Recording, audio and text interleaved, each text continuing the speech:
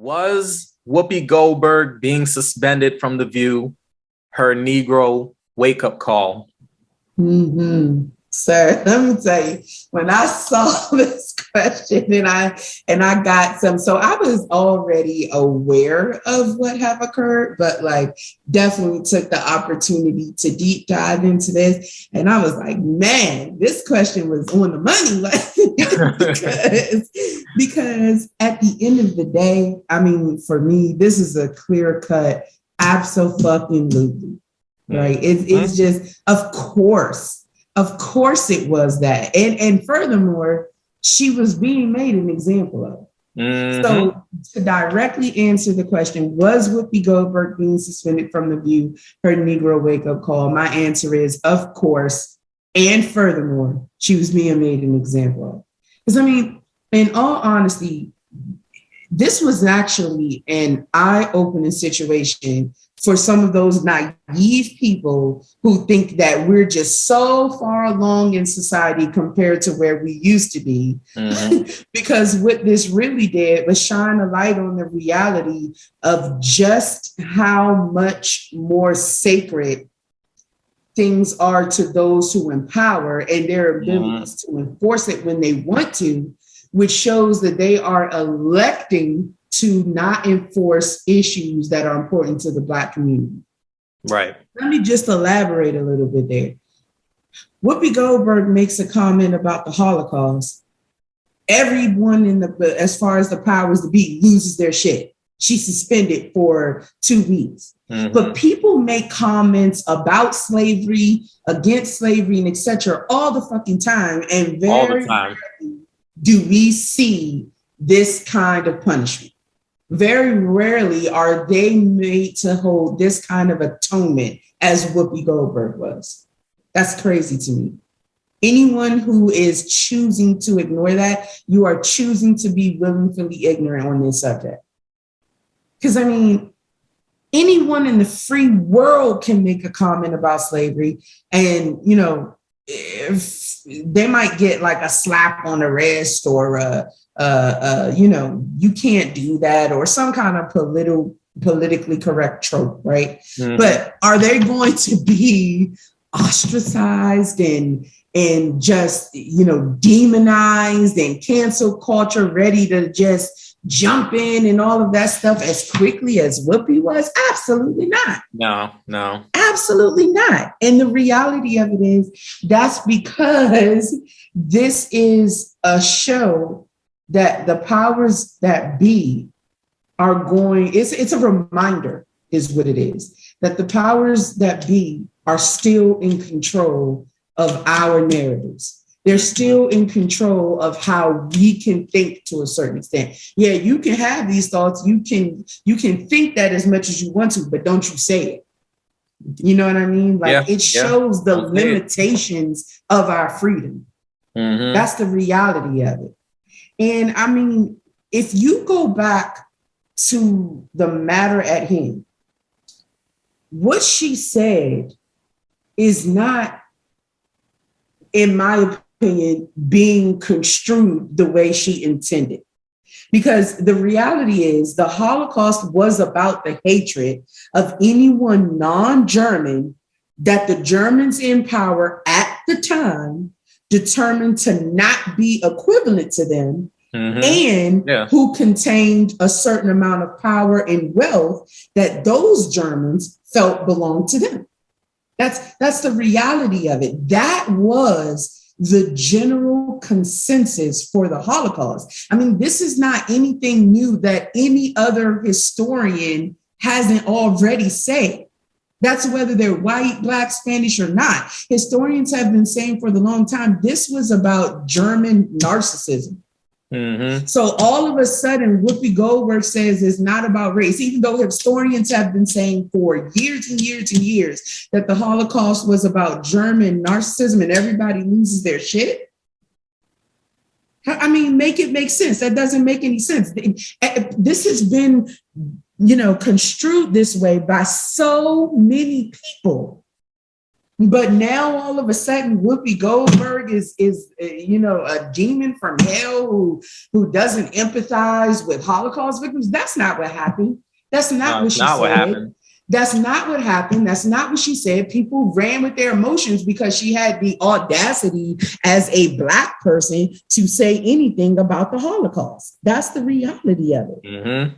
I mean, but the truth of the matter is, if you do any historical research, and keep in mind, this is historical research that is being output by the powers to be, the same folks who reprimanded Whoopi Goldberg. Because you know me, in my opinion, you even got to take historical research with a grain of salt, right? Because it's still what they put out. Right, still what they put out. Exactly. It's still what they put out. Right. So I've always said, I take everything, even when I do my historical research, and I'm throwing up the quotation marks, even though you can't see that. Even when I do my historical research, I take it with a grain of salt. Because at the end of the day, it's what they put out. It's the history that they choose to release.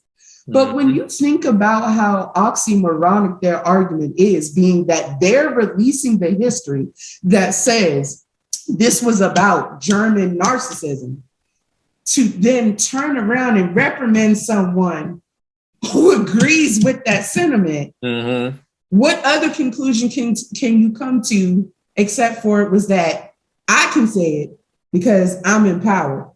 You can't say it because you're Black. It's that simple. There's no other conclusion to be made, in my opinion. She did not show any kind of behavior that suggested she wasn't empathetic with Holocaust victims. She did not do that.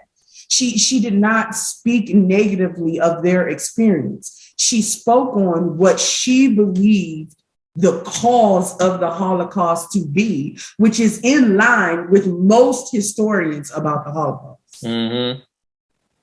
It's ridiculous. Right. It's absolutely ridiculous. Very, very.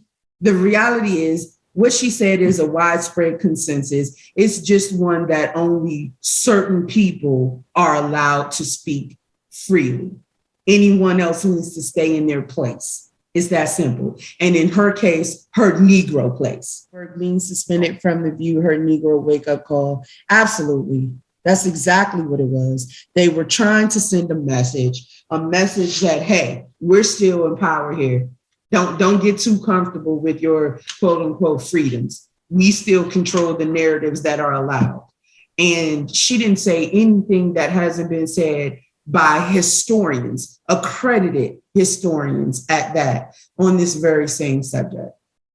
So that's my take on it, sir. What say you? Absolutely. You're right. You're definitely right. To answer the question, yeah. I mean, it was her Negro wake-up call, putting it simple and plain and straightforward. It was her Negro wake-up call. They basically were telling her to stay in her place. That's what they do to exert their power. It's, oh no, you're getting a little out of pocket. So we need you to stay in your place or else. It's that type of thing. And as you've already said, and many others have said, she didn't say anything wrong. She didn't say anything that that hasn't already been said. Right, that hasn't already been said. She hasn't said anything that was against, Jews or anything of that nature. She didn't. It's not like she doesn't empathize or sympathize. Like she didn't say anything to to that effect. So for them to suspend her was just, I could say it was kind of like, I could say it was left field, but at the same time, it really wasn't. Right. Because at the end of the day, it was a Black woman speaking on the Holocaust, and she was asserting herself on a panel with white women. Yeah. And, so I think that the optics of that too, they looked at that, and I think that played a role in her suspension, because she's this Black woman who is asserting some type of power right on this panel with a bunch of white women who in society people see as them having the power over every other woman, every other, especially minority women. Exactly. So, and she's unapologetically Black. Right. And she was unapologetically Black at the time. So like, they were like, oh no, we can't let this Negro do that. Right. So, they had to do something, and they're basically punishing her for her asserting her opinion, her take on what happened, even though her take wasn't incorrect. It wasn't wrong. It was just, no, you're speaking on the Holocaust. You're speaking on Jews, and you're speaking on the history like you're supposed to speak on it, like you have the authority to speak on it, but you don't have the authority. Exactly. That's how they're looking at it. Exactly. So, yeah. They had to give her that Negro wake-up call to let her know, look, we got the power, right. Know your place. Exactly. And this is the type of thing that happens to, I'm not going to say happens to all Black people, because obviously I don't know all Black people in their situation, what happens at their job or whatever. But generally speaking, this is the type of thing that happens at jobs, which of course are mainly going to be white-owned corporations, and Black people 9 times, 9.5 times out of 10, 9.9 times out of 10 are employees. And, at some point, some Black people do get the Negro wake-up call to let them know, hey, you don't have power here. We got power. Exactly.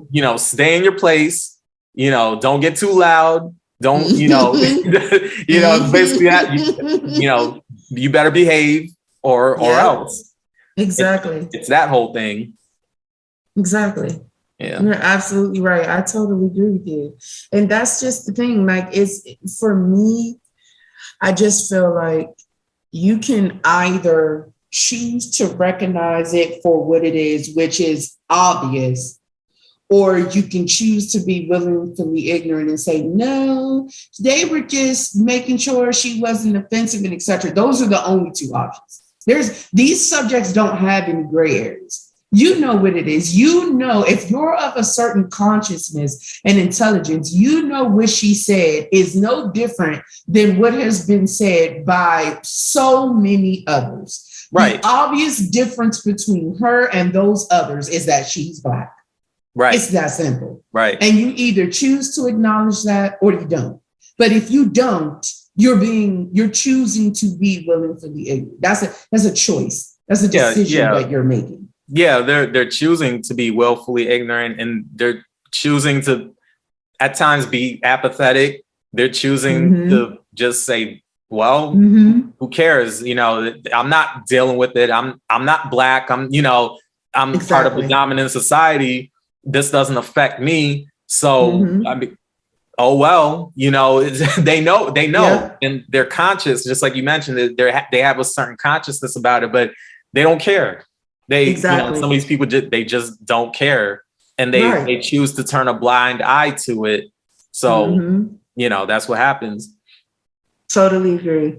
At the end of the day, it's like those type of people, the folks that choose to ignore what actually happened here, those are the type of people that don't want to leave their box, right? They live in this tightly closed box of reality where, oh no, we've made so much progress and Black people get the same kind of job offers that we do, and things are fair and equal now because the NAACP has made things fair and Black Lives Matter exist and blah blah blah. Get the fuck out of here.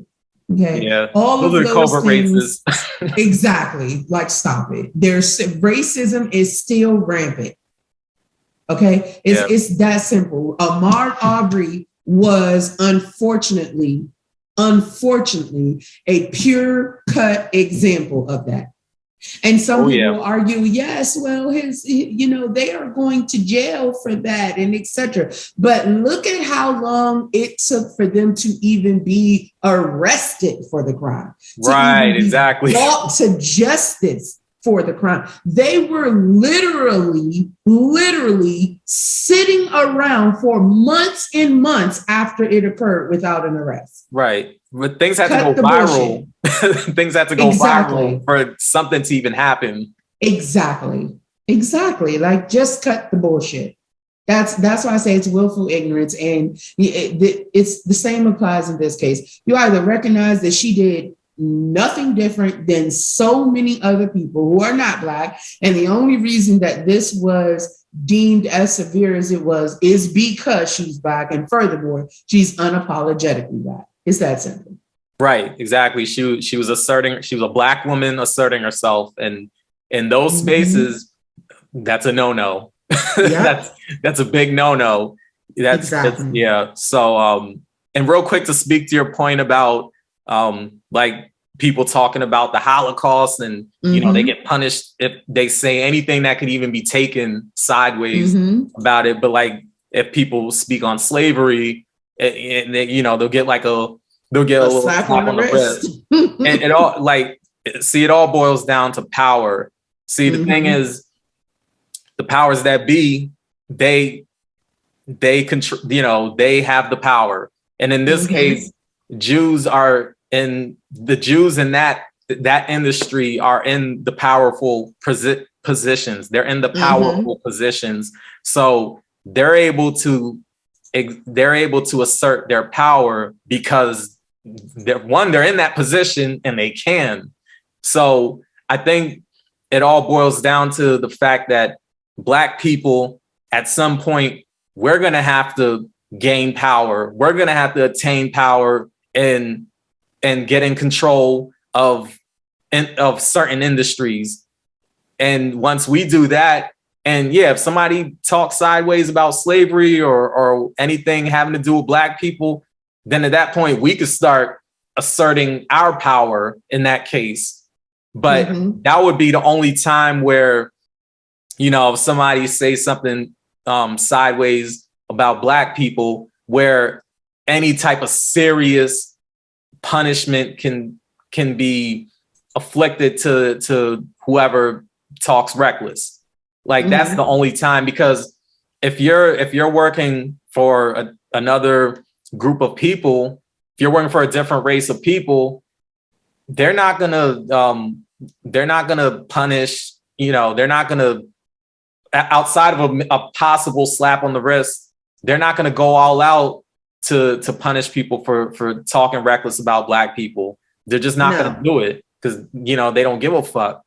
So yeah. No, I totally agree with you. Honestly, for a long time I struggled with the argument that people have about who's truly in power, and there's a lot of people that say, oh, it's this group or that group and etc. Honestly, I think what's really occurring here is there is a conglomerate of white men who are I think it's a mixture. I don't think that is, because look at Donald Trump. Donald Trump is clearly not Jewish. Yeah, right? yeah, absolutely. And I think the reality of it is, and the consensus, in my opinion, for this specific topic is that white men rule the world one way or the other.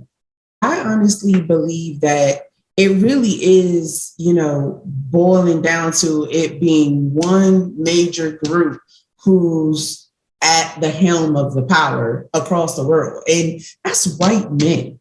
Because the reality of it is, like, even white women don't hold as much power as white men. When Donald Trump and Hillary Clinton were both running for president, I had this gut feeling that Hillary wouldn't win, despite all of Donald Trump's flaws, despite his blatant statements of racism and etc., because she was a woman. And I just think at the end of the day, the reality of it is that those who are in power are always going to keep everyone else on a short leash, right? They're going to allow you to have as much room as they want you to have, but it's never going to exceed what they're comfortable with. It's that simple. It doesn't matter who you are. It's that simple. And it's just different. It's different lengths of rope that they give you depending on who you are, right? Certain people are going to get a little more rope than, say, a Black woman who's unapologetically Black, like Whoopi Goldberg. Mm-hmm. So, that's my take on that specific portion of it is, there are, certain people say there are specific groups. I don't, the only specific group I feel like I know for certain, and you can just see that by the way the world works, is certain white men. I mean, who are the richest people in the world? Who are in control of the largest companies in the world? White men. It's that simple. And people arguing, then the top 10, there are, Africans and Indians and etc. And okay, but they are still not the richest. They are still not controlling some of the most powerful entities. Look at social media. Social media has overtaken traditional media outlets as the face of information to most human beings on this planet. Who are those companies controlled by? Who are those companies owned by? That's the reality of the world that we live in. Exactly. It's white men. Yeah. So those are just my thoughts on that little piece of it. Yeah. I mean, I agree. It's white men. The thing is, going back to what you're saying, as far as people like to point a finger at a certain group, but it's really a mixture of different groups. But those different groups are still part of the white race. That's how I see it. It's still white men, regardless, whether it's white Anglo-Saxon, Christian, Jews, Catholics, whoever. It's a mixture. It's not just one particular group, because sometimes you'll hear people say, you'll hear people blame Jews, for example, and it's just like, it's not just Jews. Like, it's not, they like to point a finger at a certain group, and it's just like, it's not about them in particular. It's white men, that's what it boils down to. Let's just simplify it. It's white men. And that's why a lot of times I mention the system of white supremacy. And I learned a lot of that through Dr. Frances Cress Welsing, may she rest in power. Very, very important Black women that people need to look into, especially for Black history. Absolutely. Even outside of Black history. But since we were on the subject of Black history, and we were talking about, our elders and our ancestors and the great ones who came before us, she's definitely one of them. She spoke on white supremacy. Neely Fuller Jr., who's actually still alive to this day, he wrote the book on white supremacy. So, and I've read that book. So that's why I learned a lot about white supremacy. And I really was able to dive a bit deeper and see that, wow, like white supremacy is a global thing. Yeah. And I didn't just learn it through books either, because somebody could come at me and say, well, you can't just, get all your information from a book. You got to experience it in the real world. Well, I do see it in the real world, so I'm getting the information from the books, and I'm seeing it and experiencing it in the real world. Exactly. It's definitely a real thing. So exactly. So yeah, it's definitely we live in a system of white supremacy. That's just the reality. So when it comes down to situations like this with Whoopi Goldberg, that's white supremacy. That's they're asserting their power. That's what that is. And something I've heard from one of the Black thought leaders out there that I listen to a lot, he says white supremacy always breaks its tools. So that's what it did here with Whoopi Goldberg. White supremacy broke its tool. That's pretty much what it was. Wow. So that is a very interesting point. Yeah.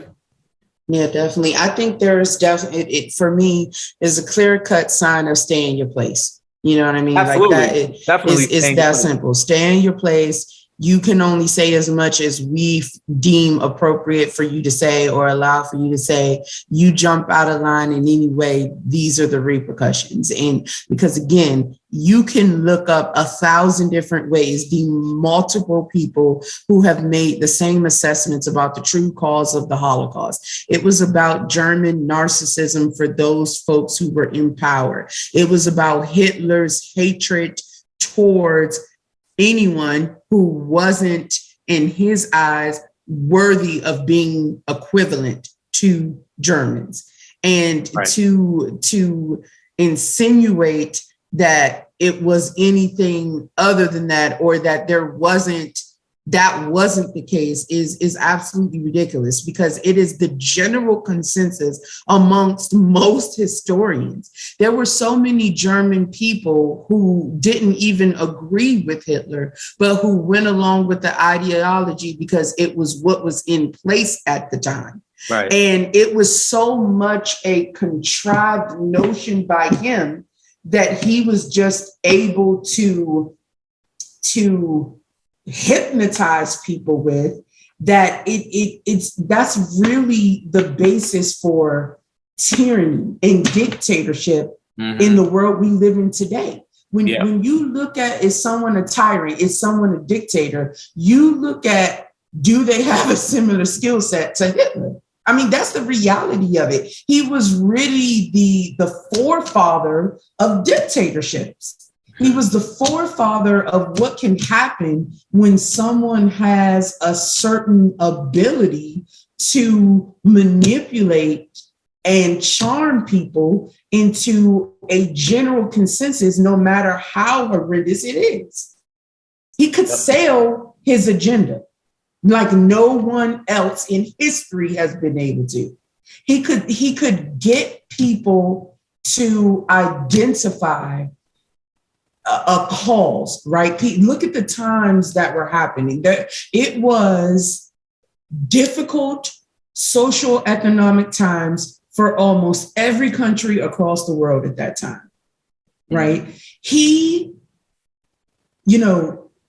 What he did was took all of his hatreds and his, just pure, I don't even know what the proper term to describe how Hitler felt about communities that weren't German, right? That weren't Aryan.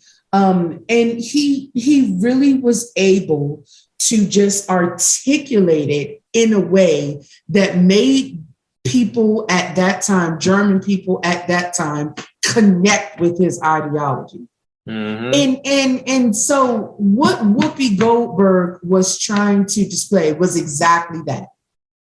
That's what that was about. That was the core of the Holocaust. It's just ridiculous. And like I've said, enough already on here, it was hey, stay in your place. Don't get out of line. So, to answer your question, it absolutely was her Negro wake-up call, to say the least. That's right. It most certainly was her Negro wake-up call. And before we get to the next subject, because I know we got to get to that real quick, I just want to add that basically the thing is with Whoopi Goldberg and others like her, I think what happens is they get into these spaces with white people. They get proximity to white people, to whiteness, really. They're able to sit at these tables, these round tables with white people, whether it be white men or white women, in Whoopi's case, white women. And it's like they almost feel like they're white themselves. Get too comfortable. Right, they get too comfortable. Exactly. You said it right there. They get too comfortable and they feel they could start saying certain things and start asserting themselves a certain way. it's like they feel like they're like an honorary white person or something, or they got some kind of, you know, honorary minority status. And it's just like, no, you are still the Black woman at a table with white women. Exactly.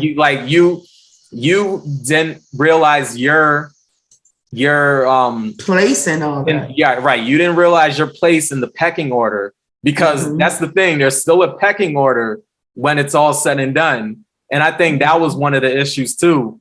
It wasn't just about what she said, even though that was the thing that people have been talking about, what she said. But I think it was the optics too, and the fact that she forgot where she stood in the pecking order. Right. You know, so, you know, and I think, again, this isn't just about Whoopi Goldberg. It happened to her, but I think it's a thing with other Black women as well. And my message to other Black women listening to this who work with white women, or who sit at the table with, you know, a predominantly white female group, there's nothing wrong with that, but just realize, you know, you fall within a certain place in the pecking order. You're not a white woman. You're not, you know, you don't have an honorary white status or anything like that. So you're still the Negro that's at the table, pretty much. So that it reminds me of Kanye line, even if you in the bench, you still a nigga in a coupe. Yeah. That's it. I mean, that sums it up right there. At the end of the day, it doesn't matter what your net worth is, how rich, how famous you are still Black, period. So you fall within a certain place in the pecking order. So regardless of your status, that's just what it is. And I think some people, and when I say some people, I'm talking about black people. Some Black people tend to forget that. They get in these spaces and they, like you said before, they get a little too comfortable, and then boom, you got to get the Negro Wakeup call. They got to put you back in your place. Exactly.